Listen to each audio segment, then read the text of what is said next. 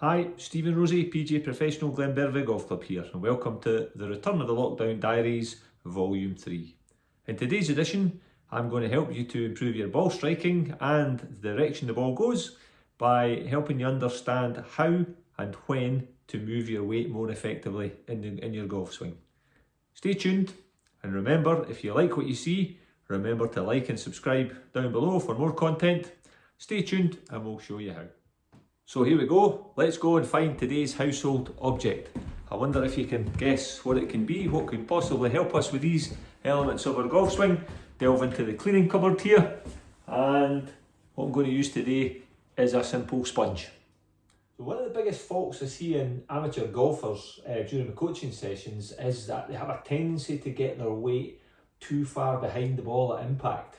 The weight gets stuck on the trail foot or the right foot for a right-handed golfer, and this leads to two things. One, hitting behind the ball, or the second thing is where you lose control of the club face and the direction the ball goes can be somewhat unpredictable. So what I'm going to do today is I'm going to show you how this sponge can help you to move your weight more efficiently throughout the golf swing, and it'll help you get the weight further forward, improve the ball striking, and improve the direction of play as well.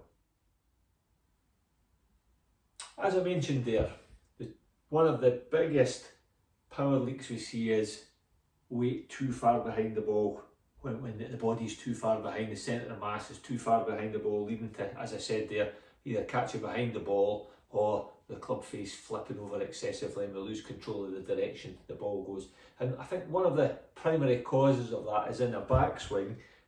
We have this often slightly incorrect perception that we need to shift our weight a great deal onto our right foot, and that often leads to almost a backswing that has a slight sway here. And I've done this deliberately in front of the patio door so you can actually see there.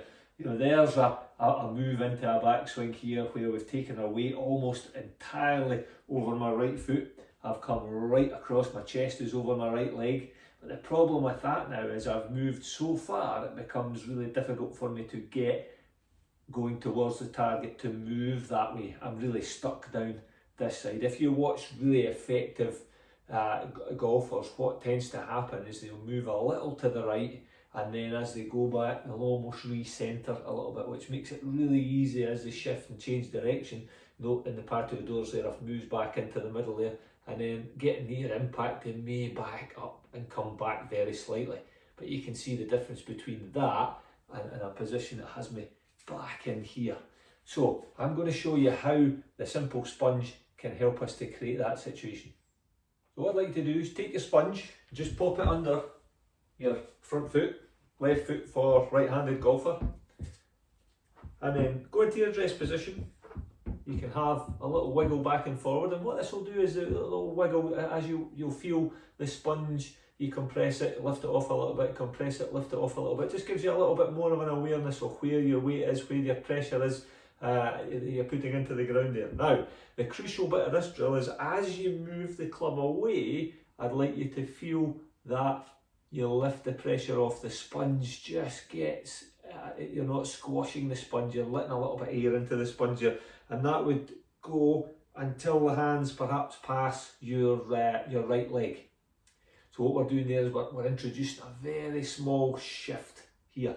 Now, what we know from some of the science is that the weight doesn't really shift much more across from this point onwards in the swing. So we're going to lift off the sponge slightly, and then as we then swing to the top of the swing, I'm going to get you to feel as if you're putting a little bit more pressure back down in there. So actually, before we get to the end and the arms get to the end of the backswing, we've exerted pressure down into there. That makes it really simple then to shift even more mass, weight, call it what you may, forward onto that foot in preparation for impact there. And you can see, a traditional backswing probably would move a little bit more, we'd lift the weight off, we'd lift the weight off, we'd lift, not placing any pressure in that sponge at all. And that's completely different to a little bit of pressure off, pressure back on, loads of pressure on.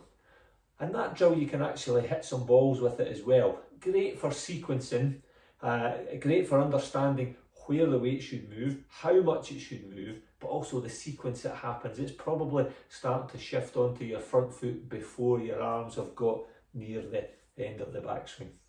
Give it a wee try. I'm sure you'll see the benefits, both in terms of where the club hits the ground, i.e. you'll much crisper contact with the ball, and it'll help you to get the club face to behave as well.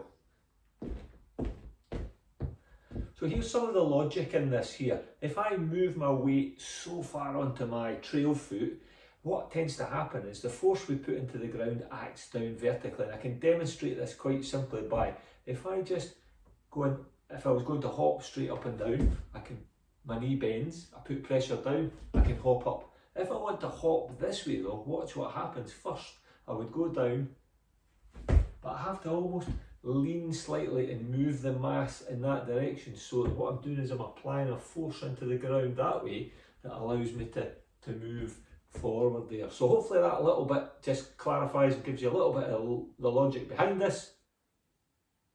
So there we are, folks. I hope you enjoyed that one. A simple demonstration how a sponge can help you understand how you interact with the ground, with a view to being able to improve your ball striking and a little bit more accuracy as well. So I hope you enjoyed it. As always, if you like what you see, please remember to like, subscribe to the channel, and you'll be kept up to date with any new videos. And so this is Stephen Rosie signing off from this edition, Volume 3 of the Return to the Lockdown Diaries. Hope we'll see everyone soon. Stay safe, and we'll catch up soon.